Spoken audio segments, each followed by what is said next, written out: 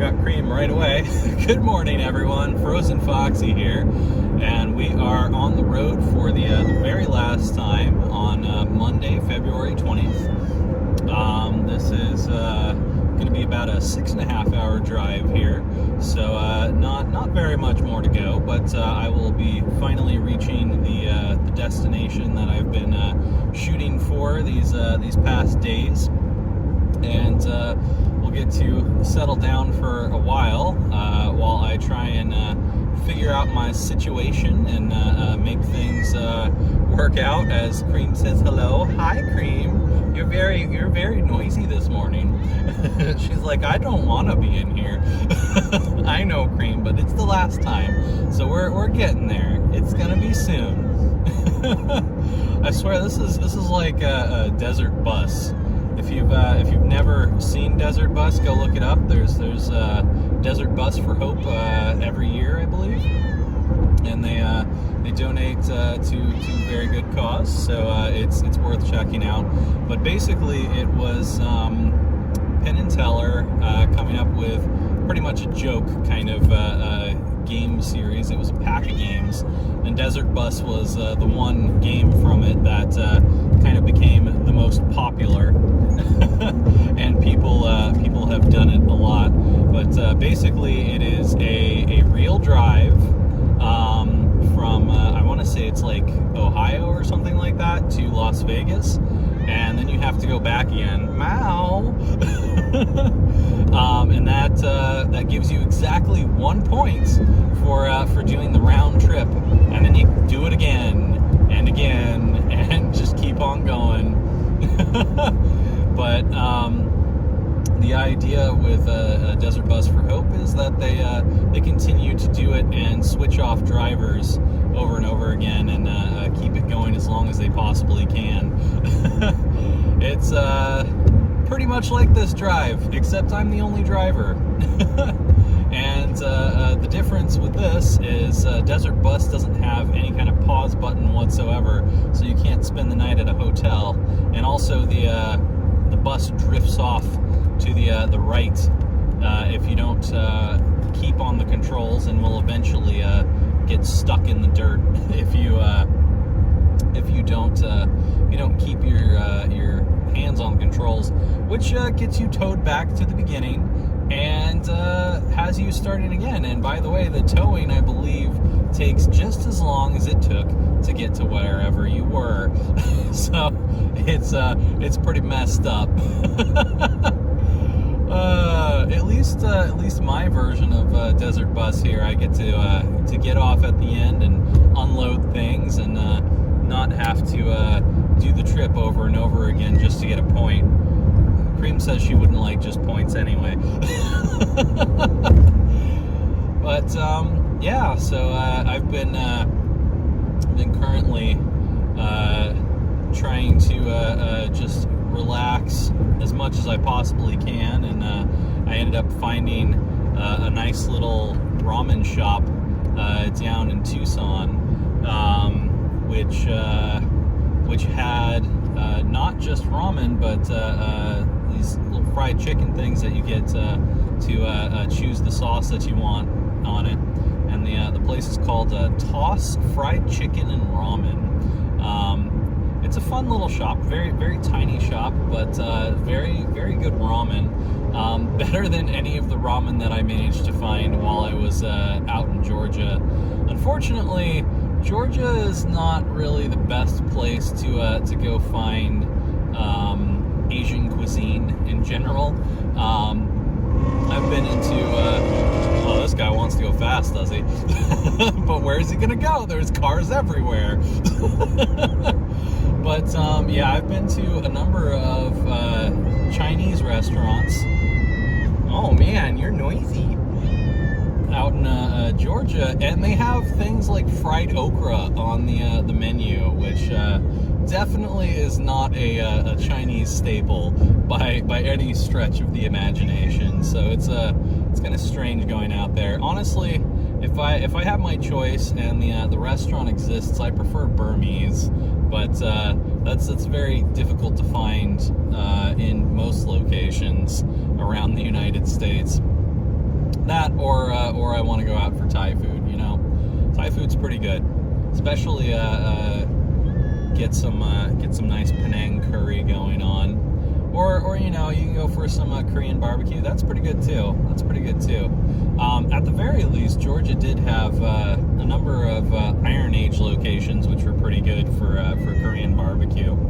So I was at least happy with that. Go hang out with people and eat at those kind of places. But now I'm off to California, which absolutely has a huge Asian population. So finding anything that is authentic should be very simple to do. Last time I was out there, I went to a place called Sugarfish, which is a little fancy sushi joint. It was pretty darn good. I highly recommend it if you ever get out to California to go and check out Sugarfish. It's definitely worth it.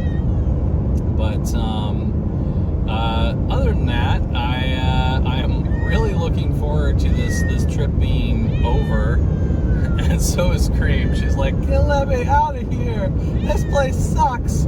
But I'm very much looking forward to this trip being over, so I can at least try to start thinking about setting things up again and getting ready to actually record again, because it really has been a while. I think I mentioned in one of these vlogs that it's been since January that I last recorded. So yeah, you guys are still seeing the January fumes going on right now, but they're all set up to release on their own, so I don't even have to worry about it. It's like a Ron Popeil machine. You set it and forget it.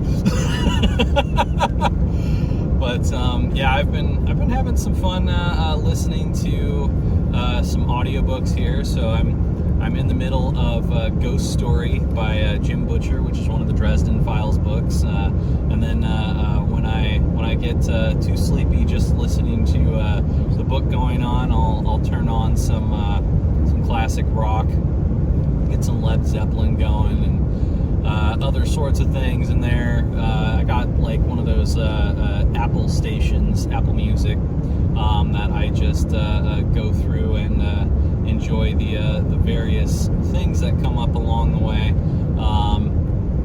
But yeah, it's been good for the most part. A little bit difficult on the nearly 9-hour drive, I would say.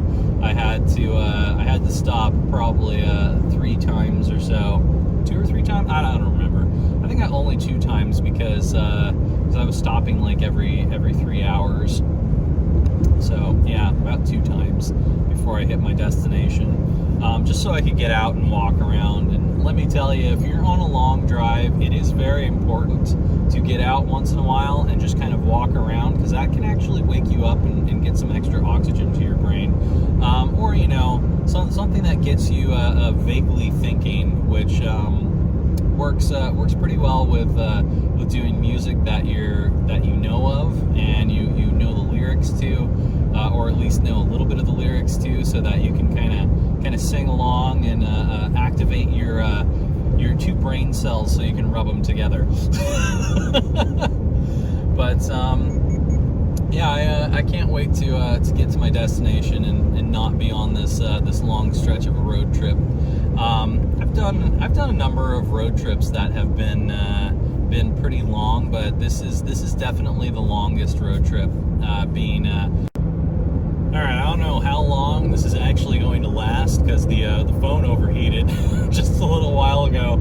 So we've skipped some miles ahead while I was waiting for the phone to get down from being heated. But anyways, I was in the midst of saying how long this trip is. This is the longest one that I've been on as far as road trip goes. It's 32 hours long. The second longest one was coming down from Colorado going to Georgia, and that one I believe is somewhere between 20 to 22 hours, depending on which directions you're taking to go through there. And probably my third longest one was going from Colorado down to Dallas, Texas, probably about 14 hours for that one. No, actually, no. The third longest would have been from Colorado to California. I think that was 16 and a half hours. So fourth longest would be Texas. So yeah, no, I've been on some road trips in my time for sure. Though probably the longest trip in general was the flight out to Hungary, because that I think I want to say that took like 36 hours, because I had to take like British Airways into Heathrow, and then I had to take some little rinky-dink airplane that took forever to go from Heathrow to Hungary. It was quite a long journey. That was pretty rough though, because the British Airways flight that I was on, the AC had broken in the part of the cabin that I was in. So it was very, very warm in there, and the plane started to bounce at some point, and I was like, oh my god, I am getting airsick. I never get airsick, but it's because I've got air that's coming down and helping me not to get airsick. As soon as there was zero air, Skittles is like reaching for me. She's like, I want your attention. But as soon as there's no air on board, it's pretty rough. It is pretty rough to have to deal with being on a plane and having any kind of turbulence up there. At one point, because the AC system had broken, it started to spill out a waterfall over some of the people in the seats, and a few people brought their phones out and started recording that, and the stewardess came running over and says, you can't record that, and I'm like, yeah, I think the only reason that you don't want us recording that is because probably the people that are on this flight could sue you for the crap you just put us through. And on top of that, they lost my luggage. So, by the way, this is the story of why I will never, ever fly British Airways again. Lufthansa all the way.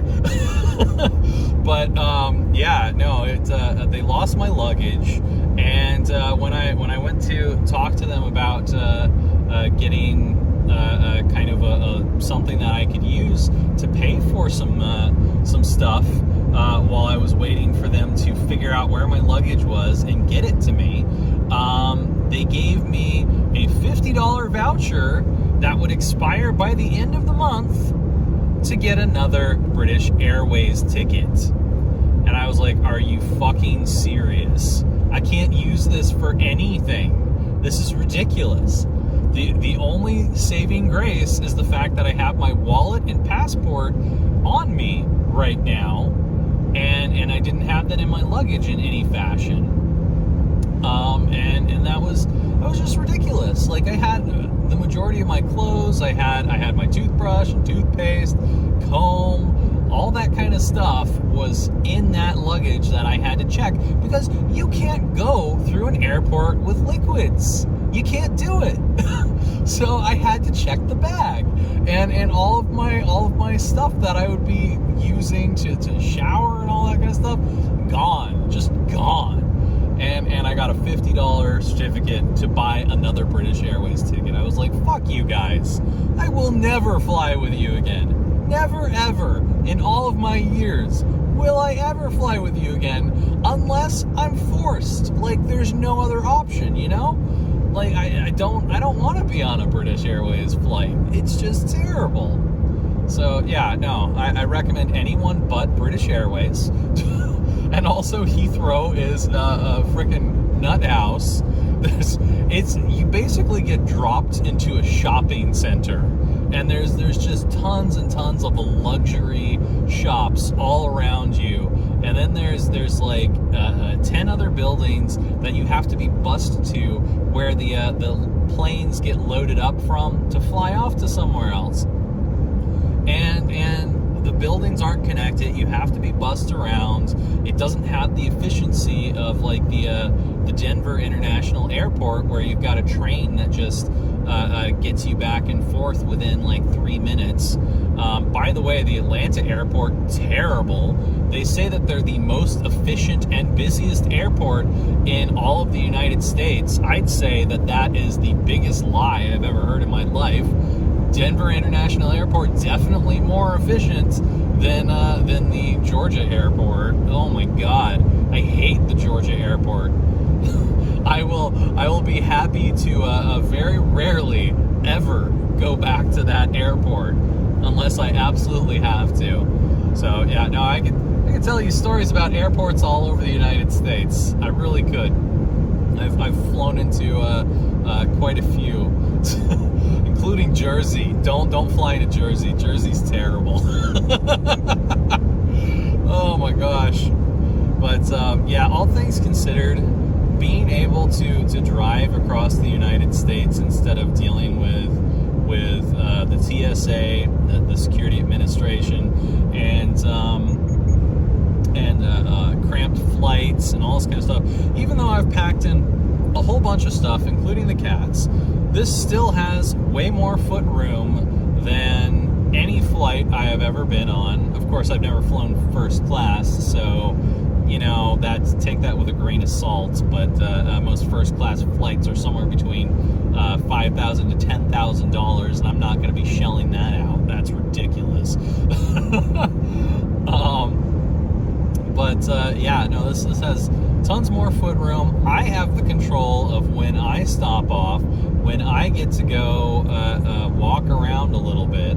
I don't have to wait for the seatbelt sign to turn off on a plane, and it's just all around a more comfortable feeling, even if it is something that takes a lot longer, because it would have taken probably around 7 to 10 hours to do the flight versus 32 hours doing this drive.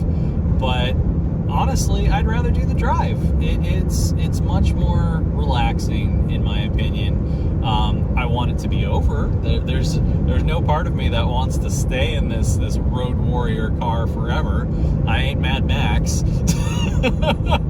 But at the very least, I am getting to control the ride myself. You know, I can't imagine how Sam and Dean do their drives all over the United States, off to fight random things, and somehow are still chipper and ready to go by the time they get there. I'd be messed up. Keep left to stay on I-10 West. Thank you, random GPS. I appreciate you telling me to stay on I-10 West. I think we're still in Arizona right now. I don't know that we're going to end up entering California prior to me ending this video. Probably not. Keep left to stay on I-10 West. Thank you. I wasn't planning to go to Picacho Peak over here. It doesn't look like there's much here. There's like Continue graffiti. on I-10 West for 20 miles. Man, my GPS really wants to tell me how it is.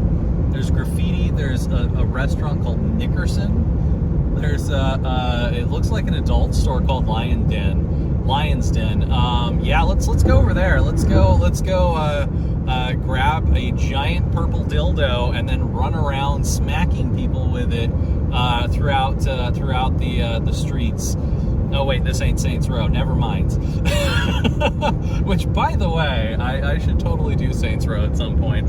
That's an amusing game for sure. But yeah, no, I don't want to stop off in Picacho Peak over here. There's nothing here but cactuses. Everything else looks pretty mad to me. All right, guys. Well, I should probably end this here before my phone decides to overheat again. I think the whole reason that it overheated was because I was recording the video, doing the map, and also on top of that had it plugged in and charging. So it was just like, this is too much. I'm gonna fry. Phones these days are ridiculous. Like, you can do a lot with them, which is fantastic. Like, I couldn't record this video otherwise unless I had like a GoPro or something. But they do too much, and because they're doing so much, you end up with overheating. You end up with the phone dying quickly. I long for the days when I had a flip phone that would last me all week. That thing was great. Give me the indestructible Nokia, thank you. Oh well, you know, it is what it is, and this is the way that vlogs get done. Otherwise, I'm going to be buying a $6,000 DSLR camera. Ugh, that's expensive as hell. I mean, the phones aren't cheap either, but they certainly aren't DSLR pricing.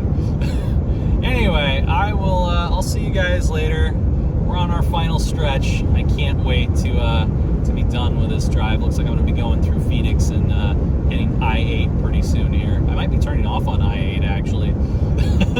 We'll see, or at least I'll see. You guys won't see. Bye for now, everyone.